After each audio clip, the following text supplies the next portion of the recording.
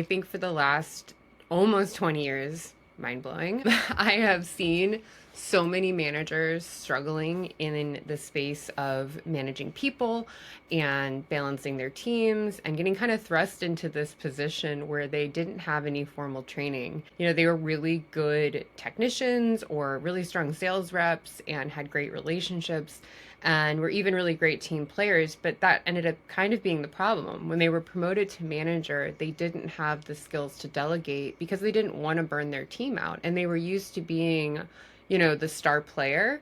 And so it was really hard to kind of take that away from them. So what ends up happening is these really great technicians and these really great reps end up leaving when they get to that management position because they feel burned out after a couple years, or they get very stagnant because they end up doing everything and their team doesn't react the way they expect them to, and all of a sudden they're left holding all the balls all the time and feeling resentment towards their team, which is never good for anybody, especially for the person who is, you know, trying to do their best. And what ends up happening is either they self demote and stay with the company or they leave the field altogether. That's a loss. It's a loss on both sides. It's a loss for the field if they leave, and it's a loss in the leadership journey too. So if we keep losing these people who are really, really talented and wanting to do more, but not feeling like they can because they're in their mind, they're like, well, if I can't manage, how am I supposed to be a director or VP or higher than that?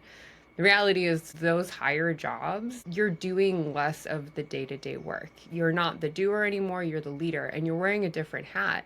It is a different job, but you do have to receive some training. You know, you receive so much product training, so much technical training, but then when it comes to being thrust into management, you never get the people training.